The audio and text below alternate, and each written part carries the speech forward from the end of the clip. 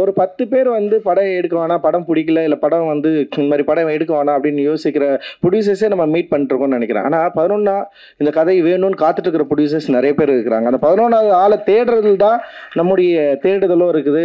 அதை நோக்கி நகர்றதுல தான் நமக்கு வந்து ரொம்ப முக்கியமான விஷயம் இருக்குது அப்படின்னு நான் நினைக்கிறேன். ஆனால் அந்த 11வது ஆள் தேடுறதுக்கு முன்னாடி நம்ம வந்து சோர்ந்துடுறோம். ஏன்னா இங்கே ரொம்ப ப்ரெஜரைஸாக இந்த படம் தான் ஓடும், இந்த படம்லாம் ஓடாது, இந்த கருத்தெல்லாம் பேசக்கூடாது அப்படின்ற இடத்துல இருந்து தான் நம்ம வந்திருக்கிறோம். அப்படின்ற இடத்துல இருந்து தான் நீலம் ப்ரொடக்ஷன் வந்து இன்னைக்கு வந்து செயல்பட்டு இருக்கு. அதுலேருந்து தான் நிறைய டிரெக்டர்ஸ் இன்னைக்கு வந்து வந்திருக்காங்க. ஸோ எந்த கருத்தினாலும் பேசலாம் அப்படின்ற வாய்ப்பை ஏற்கனவே இந்த தமிழ் சமூகம் உருவாக்கி வச்சிருக்கு. இப்போ தலித் இஷ்யூ பேசுறதுனால இது ஒரு சாதி திரைப்படம்னு சொல்லிட்டு முத்திரை குத்து சாதி திரைப்படங்கள் வருவதற்கான காரணம் ரஞ்சித் தான் அப்படின்னு சொல்றதுக்கு முன்னாடியே பல வருஷம் காலமா வந்து இங்க வந்து சாதியை பற்றி வெளிப்படையா பேசின படங்கள் இருக்கு. ஆனா அது எல்லாமே என்னன்னா ஏற்றுக்கொள்ளப்பட்ட ஒரு சாதியா இருக்கிறதுனால இவங்களுக்கு யாருக்குமே பிரச்சனையா இல்லை. இங்கே திடீர்னு வந்து தலித் லைஃப்பை பற்றி பேசுறது தான் வந்து இவங்களுக்கு வந்து ஒரு சாதி படமாக மாறி இருக்கும். இவங்க வந்து காஸ்ட்டை பற்றி பேசலாம், நம்மளாம் ஒன்றா இருக்கிறோம், நம்மளாம் ஒன்றா பேசிட்டு இருக்கிறோம், ஒன்றா படுத்து தூங்குறோம், ஒன்றா வந்து சாமி கும்பிட்றோம், நமக்குள்ளே எந்த பிரச்சனையுமே இல்லை, இவன் தான் வந்து பேசி பேசி இந்த பிரச்சனை பண்ணுறான் அப்படின்னு ஒரு இடம் ஃபஸ்ட்டு திட்ட ஆரம்பித்தாங்க. அதுக்கப்புறம் என்ன பண்ணிட்டாங்கன்னா வந்து இவன் ஜாதி பேரை சொல்லி சம்பாதிக்க ஆரம்பிச்சிட்டான் அப்படின்னு. ஃபஸ்ட்டு வந்து எப்படின்னா இது மாதிரி படமே எடுக்கக்கூடாதுன்னு சொல்கிறாங்க. இந்த மாதிரி படம் எடுக்கிறதுக்கான வாய்ப்பே இல்லாமல் இருந்தது. ஓகே, அந்த மாதிரி படம் எடுத்து ஜெயிக்கிறோம். ஜெயிச்ச உடனே என்னன்னா இது வந்து ஒரு நல்லா இருக்கிற தமிழ் சூழலில் கெடுக்கிறதுக்காக வந்திருக்கிறாங்க, இது வந்து ஒரு படம் தான், இதுக்கப்புறம் வந்து ஒன்றா ஒர்க் ஆகாது, இவெல்லாம் ஒன்றுமே கிடையாது அப்படின்னு சொல்லிட்டு இன்னொரு அப்படி பேச ஆரம்பித்தோடனே அதுக்கப்புறம் வந்து என்னென்னா இன்னும் சில படங்கள் பண்ண ஆரம்பித்தோடனே வந்து என்னென்னா பார்த்தியா ஜாகுவார் காரில் வரான், ஏன் அந்த காசு வச்சு வந்து தலித் மக்களுக்கு ஹெல்ப் பண்ணலாம்ல அப்படின்னு சொல்லிட்டு பேசுறது இருக்குல்ல. இப்போ உனக்கு என்னதான் பிரச்சனைனா படம் பண்ணுறது பிரச்சனையா இல்லை வந்து படம் பண்ணுறதால எனக்கு கிடைக்கிற சம்பளத்தில் நான் சொந்த காசில் வந்து நான் கார் வாங்குறது பிரச்சனை, இது மாதிரி நிறைய இருக்குல்ல. ஆனால் இது எல்லாமே அவங்களுக்கு பிரச்சனையே கிடையாது. நான் படமே எடுக்கக்கூடாதுன்றா பிரச்சனை, அது வாய்ப்பே இல்லைல்ல. அதுக்கு அது எப்படி அது வாய்ப்பே இல்லை. இன்னைக்கு வந்து வினைக்கு எதிர்வினை உண்டு, நீ வினை செஞ்சுட்ட எதிர்வினையை அனுபவிச்சுக்கோ. அதை விட்டு எனக்கு வலிக்குது லைட்டாக குத்துன்னா எப்படி அது ரொம்ப நாளாக வலிச்சுட்டு இருந்தது. அந்த வலியை பற்றி பேசுறதே உனக்கு வந்து இவ்வளோ பிரச்சனைனா அப்போ திருப்பி வச்சா தாங்க மாட்டேன். ஸோ இதுதான் வந்து நம்ம வந்து பேசுகிற அரசியலை பக்குவப்பட்டுருக்கிறோம் நம்ம, புரியுதா? இப்போ நீ கோவப்படுற மாதிரி நான் கோவப்பட முடியாது. நீ என் பேரை ஸ்ட்ரெயிட்டாக வச்சு கிரிட்டிசைஸ் பண்ணுற மாதிரி நான் சொல்ல விரும்பவே இல்லை. நான் என்ன சொல்கிறேன்னா நீ கிரிட்டிசிசம் பண்ணுறது என் தெருவில் என் ஊரில் நான் படிக்கிறப்பவே பார்த்துட்டேன்னு சொல்கிறேன். நான் எனக்கு புதுசு இல்லையே இது, புரியுதா உங்களுக்கு? நான் தெருவில் நடந்து வரப்பவே நான் பார்த்துட்டேன். அது செட்டர் கல்லில் போயிட்டு நான் வந்து ஒரு பால் வாங்குறப்ப என் கையை தொடாதன்னு இருப்பார், அங்கேயே நான் பார்த்துட்டேன். நான் ஊரில் சின்ன வயசுலேயே அதெல்லாம் பார்த்தாச்சு. நீங்கள் வராத இங்கே நிற்காத, நான் கிரிக்கெட் ஆடுறப்போ நடந்த எல்லாமே இருக்கு. அப்போ அந்த சின்ன வயசுலேயே பார்த்துட்டு வந்துட்டு இங்கே வந்து நீ படம் எடுக்காத பார்க்காத நீ அதுக்கு பண்ணுறது அதெல்லாம் வாய்ப்பே கிடையாது. அதெல்லாம் தாண்டி தான் இங்கே வந்துருக்கோம். ஸோ பாசிட்டிவாக பார்க்க நினைக்கணும். நான் என்ன சொல்கிறேன், திருப்பி திருப்பி நம்மளை போட்டு வந்து ஒரு நெகட்டிவ் ஸ்பேஸில் தள்ளிக்க வேண்டிய அவசியமே கிடையாது. இன்றைக்கி ரொம்ப ரொம்ப டெமோக்ராட்டிக் ஆன வேர்ல்டுன்னு நம்ம சொல்லிக்கிட்டாலுமே நிறைய பிரச்சனைகள் இருக்குது. ஆனால் நம்ம என்ன நினைக்கணும்னா முதல்ல நம்ம டெமோக்ராட்டிக்கான ஆள் நம்ம நினைக்கணும். இந்த சமூகம் டெமோக்ராட்டிக்காக இருக்குன்னு நம்ம நம்ப ஆரம்பிக்கலாம். ஃபஸ்ட்டு நம்ம அதில் இருக்கிற பிரச்சனையை அதுக்கப்புறம் பார்த்துக்கலாம். ஓகேவா? அப்போது நம்ம என்ன பண்ணுறோம் அப்படின்னா ஸோ இந்த ஸ்பேஸுக்குள்ளே நகர்ந்து நம்ம சினிமாவை நம்மளால் எடுக்க முடியும்னு நம்பணும். எனக்கு முன்னாடி யார் இருந்தாங்கன்றது எனக்கு பிரச்சனையே கிடையாது. எனக்கு முன்னாடி யார் இருந்தாங்கன்னா பாபா சாஹேப் அம்பேத்கர் மட்டும்தான் இருந்தார். நான் அவர் மட்டும்தான் பார்த்தேன். எனக்கு எது உத்வேகமாக இருந்தது? ஒன்னே ஒன்று தான் உத்வேகமாக இருந்தது. புரியுது? அதாவது இந்தியா சுதந்திர இந்தியாவில் வந்து இந்தியாவே வந்து ஒட்டுமொத்த இந்தியாவே மகாத்மா என்று சொல்லிக் கொண்டிருக்க காந்தியை நீ Mahatma you never call Mahatma, I never call you மகாத்மான்னு சொன்ன ஒரே ஆள் ஏன்னா பாபா சாஹேப் அம்பேத்கர். ஸோ ஒட்டுமொத்த இந்தியாவே தலைமை தாங்குகிற ஒரு மகாத்மாவை எதிர்த்த அம்பேத்கருடைய மனநிலையை பற்றி நீங்கள் வந்து யோசிக்கணும். பாபா சாஹேப் அம்பேத்கரோட மனநிலை, அவருக்கு எத்தனை சப்போர்ட் இருந்திருக்கும்? அவர் ஏன் யாருக்குமே வாய்ப்பு இல்லை? எப்படி பயப்படாமல் அவர் வந்து சுதந்திர இந்தியாவில் லா மினிஸ்டர் ஆனார்?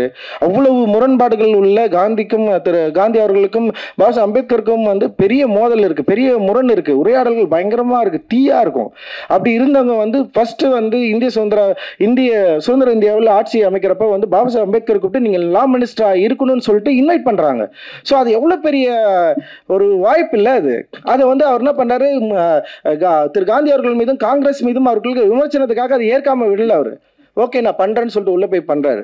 ஆனா அதுக்கப்புறம் நிறைய பிரச்சனையை வந்து அவரும் ஃபேஸ் பண்றாரு. அப்புறம் லா மினிஸ்ட்ரியை வந்து அவர் ரிசைன் பண்றாரு. அது அடுத்த கதை. பட் ஆனால் எந்த வாய்ப்புகளும் இல்லாத காலத்தில், சாதி வந்து மிக கொடூரமாக பயங்கர கூர்த்துட்டு இருந்த காலத்திலேயே ஒரு மாடலை, ஒரு வழிப்பாதையை உருவாக்க பாபா சாஹேப் அம்பேத்கரால் முடிந்திருக்கிறது என்றால், எனக்கு கல்வி கிடைக்குது, எனக்கு வந்து இருக்கிற சில பிரச்சனைகளை என்னால் ஹேண்டில் பண்ண முடியுது. ஓகே, இப்படி இருக்கிற இடத்துல நான் வந்து ஒரு சென்னை மாநகரம் நகரத்தில் வந்து ஒரு காலேஜில் என்னால் படிக்க முடியுது, இந்த இடத்துல என்னோட குரல்களை நான் பேச முடியுது. அப்படி இருக்கிறப்போ இப்படி ஒரு சினிமா ஃபீல்டில் வந்து என்னால் ஏன் பேச முடியாதுன்ற ஒரு கேள்வி தான் எனக்கு சினிமா இயக்குனராக மாற்றுச்சு. இதுதான் ரொம்ப சிம்பிள். ரொம்ப பாசிட்டிவாக என்னுடைய பிரச்சனையை நான் அணுக ஆரம்பித்தேன். நான் அசிஸ்டன்ட் டைரக்டராக இருக்கிறப்ப வந்து இந்த பிரச்சனை எல்லாருக்கிட்டையும் நான் பேசுவேன்னா நான் பேச மாட்டேன். ரொம்ப மினிமலாக சில பேர்கிட்ட மட்டும் தான் பேசுவேன். எங்கள் டைரக்டருக்கே நான் என்ன பண்ண போகிறேன், நான் யாருன்னு எதுவுமே தெரியாது, ஸ்பை மாதிரி தான் இருந்து வாழ்ந்துட்டு வந்திருக்குன்னு எனக்கு. அவர் ரொம்ப ஆச்சரியம் கேட்பாரு, என்னடா நீ என்கிட்டடா வேலை செஞ்சு அப்படின்னு தான் கேட்பாரு தொடர்ந்து கேட்குறப்போ. பட் எனக்கு என்ன ஏன் சொல்கிறேன்னா, ஒரு டைரக்டர் வந்து இப்போ நிறைய பேர் என்கிட்ட தான் வேலை செய்யணும், நான் உங்கள் சினிமா தான் பார்த்தேன், உங்ககிட்ட தான் வேலை செஞ்சு தான் என்னால் படம் எடுக்க முடியும்னு சொல்கிறாங்களா, நான் அவங்ககிட்ட சொல்லிக்கிற ஒன்றே ஒன்று தான். அப்படிலாம் ஒரு விஷயமே கிடையாது. அசிஸ்டன்ட் டைரக்டராக இல்லாமே நிறைய பேர் படம் பண்ணி பெரிய லெவலில் சக்ஸஸ் ஆனவங்க இங்கே இருக்கிறாங்கல்ல. எங்கள் டைரக்டரே அசிஸ்டன்ட் டைரக்டராக யார்கிட்டயுமே வேலை செஞ்சது இல்லையே. விபி சார் ஸ்ட்ரெயிட்டாக தானே வந்து டைரக்டராக வந்தார். ஸோ அதனால் அப்புறம் வந்து அந்த டைரக்டர் வந்து இந்த மாதிரியான கருத்து பேசுகிறாரு, அவர் இப்படி இருக்காரு, அப்படிலாம் சினிமா கற்றுக்கிறதுக்கான வாய்ப்பு உங்களுக்கு கிடைக்குதுன்னா தயவு செஞ்சு கற்றுக்குங்க. ஆனால் நீங்கள் என்ன சினிமா எடுக்கணும்னு நீங்கள் டிசைட் பண்ணுங்கள். அந்த சினிமா எடுப்பதற்கான வாய்ப்பு உங்களுக்கு இருக்குன்னு நீங்கள் நம்புங்க. முதல்ல இந்த படம் ஓடும், நம்ம நீங்கள் எழுதுகிற கருத்து, நீங்கள் எழுதுகிற யோசிக்கிற சிந்தனை, அந்த சிந்தனை டெஃபினட்டாக வந்து உங்களால் சினிமா ஆக்க முடியும்னா நீங்கள் அது ரொம்ப பாசிட்டிவாக நம்புங்க. உங்களுக்கு கிடைக்கிற ஒரு 4 நல்ல நண்பர்களை தேர்ந்தெடுத்துக் கொள்ளுங்க. அதுதான் ரொம்ப முக்கியம். எனக்கு வந்து ரொம்ப நல்ல நண்பர்களாக வந்து நிறைய பேர் கிடைச்சாங்க. அதில் ஜெயக்குமாரன், தினகர் வந்து நான் இன்னைக்கு வரைக்கும் வந்து நான் பார்க்குறேன். நான் அனிதா, என்னோட மனைவி அனிதா, அவங்ககிட்ட தான் நான் வந்து ஃபர்ஸ்ட் என்னோட ஸ்கிரிப்டை வந்து நான் சொல்கிறேன். அவங்க கேட்டு வந்து இது அந்த என்கரேஜ் பண்ணுறாங்க. ஓகே, இதில் இருக்கிற ப்ராப்ளம்ஸ் என்ன இருக்குது, ஸோ இதை வந்து இப்படி நம்ம வந்து பண்ணலாம், ஸோ இதை வந்து ஹேண்டில் பண்ண அட்டக்கத்தி மாதிரி ஒரு கதையை நான் ஏன் அந்த டைமில் எடுக்க முடியும்னு எனக்கு ஏன் நம்பிக்கை வந்தது. ஒரே நம்பிக்கை தான். என் லைஃபு பயங்கர கொண்டாட்டமாக இருந்தது. என் லைஃப்பை நான் கொண்டாடினேன், நான் சந்தோஷப்பட்டேன். கிட்டத்தட்ட வந்து என்னுடைய நான் 17வது வயசுலேருந்து ஒரு 24, 25 வயசு வரைக்கும் கொண்டாடி தீர்த்துட்டேன் என்னுடைய வாழ்க்கையை. நான் அப்படி எனக்கு இதற்கிடையில் சாதி பிரச்சனை இருக்குது, இதற்கிடையில் நான் நிறைய பிரச்சனைகளை வந்து அனுபவிச்சிருக்கேன், இதுக்கு எக்கச்சக்கமான பிரச்சனை இருக்குது. பட் ஆனால் அதை மீறி என்னுடைய வாழ்க்கையில் நான் அனுபவித்த கொண்டாட்டங்கள் தான் என்னுடைய ஃபஸ்ட்டு சினிமா வரணும்னு நான் முடிவு பண்ணுறேன். ஏன் என்னுடைய கொண்டாட்டம் ஃபஸ்ட்டு சினிமா வரணும்னு நான் முடிவு பண்ணேன்னா, ஈஸியாக ஆடியன்ஸை கனெக்ட் பண்ணணும்.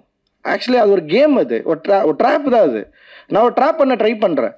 நான் ஒரு சினிமா எடுக்கிறேன், நான் ஒரு சினிமா செகண்ட் தான் எடுக்க போகிறேன், மெட்ராஸ்னு ஒரு படம், அதுக்கப்புறம் எடுக்க போகிறேன், அதுக்கப்புறம் என்னென்ன வேறு ஒரு சம்பவம்லாம் ஓகே அப்படின்னு சொல்லிட்டு முடிவு பண்ணியாச்சு. அப்போது அதுக்கு முன்னாடி ஃபஸ்ட்டு இங்கே இந்த லாங்குவேஜை புரிஞ்சிக்கக்கூடிய ஆடியன்ஸ் இருக்கிறாங்களா இல்லையான்னு தெரியாது. ஆனால் ஆடியன்ஸ் நல்ல படங்கள்லாம் அவங்களுக்கு சுவாரஸ்யமான ஒரு திரைப்படங்கள் கொடுத்தா அவங்க டெஃபினட்டாக லைக் அவங்க வந்து விரும்புவாங்க.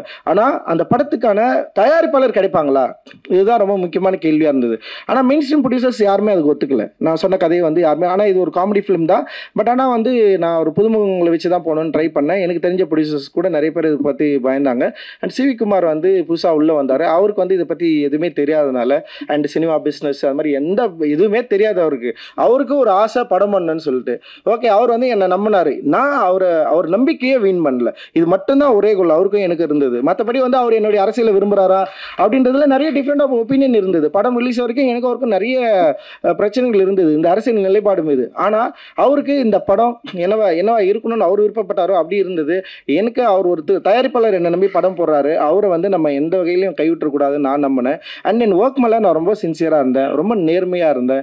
அண்ட் வந்து அந்த திரைப்படம் வெற்றி அடையும் நான் நம்பினேன். காரணம் அது சரி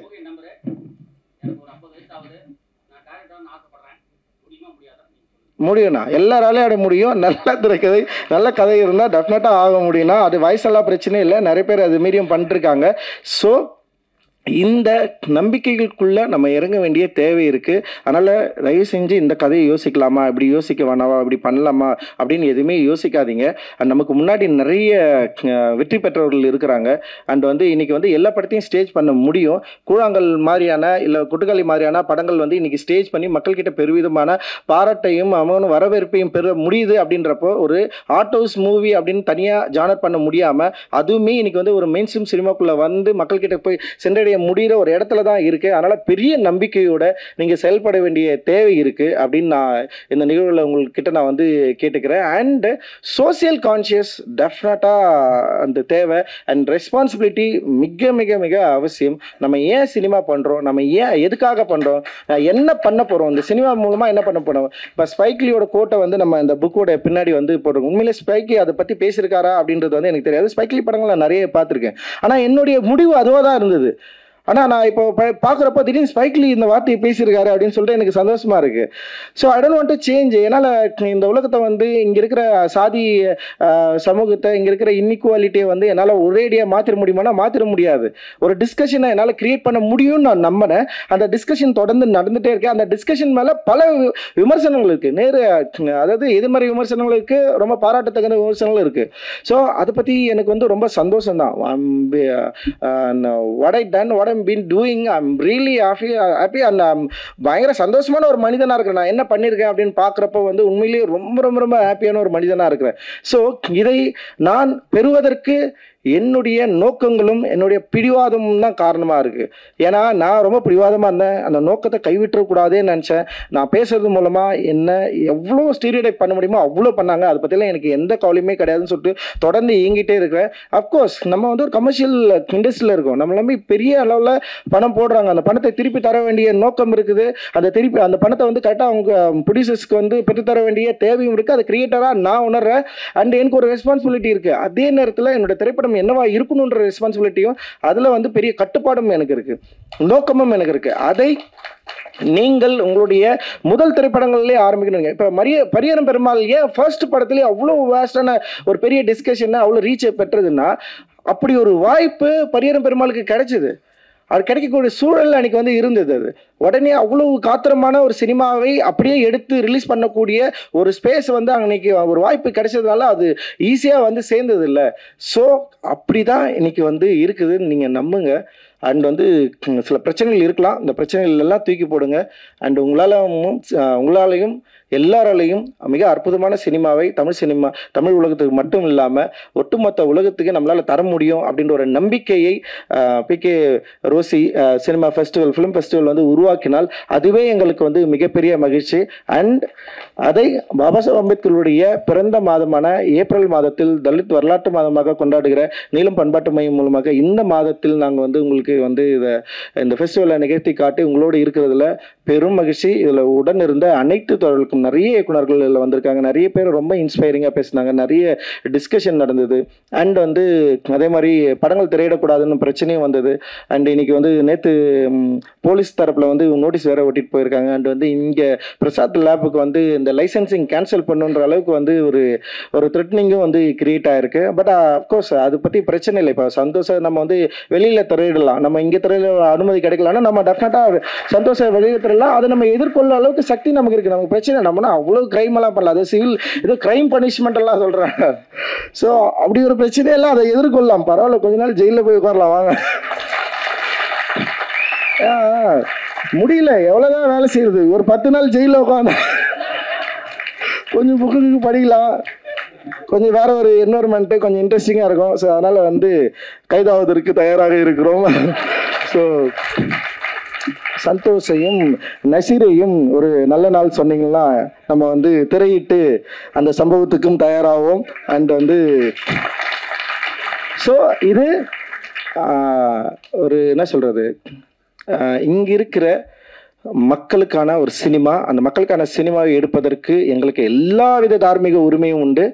அதை தடுக்கிறதுக்கு யாரால, சட்டத்தாலையும் சரி யாராலையும் வந்து அதுக்கு வந்து வாய்ப்பு இல்லை அப்படின்னு நான் சொல்கிறேன். உண்மையிலே இது வந்து பிகே ரோசி ஃபிலிம் ஃபெஸ்டிவல் அவர்கள் சார்பாக நாங்கள் ஒரு தீர்க்கமான முடிவோடையே இதை சொல்கிறோம். So will face it. Thank you.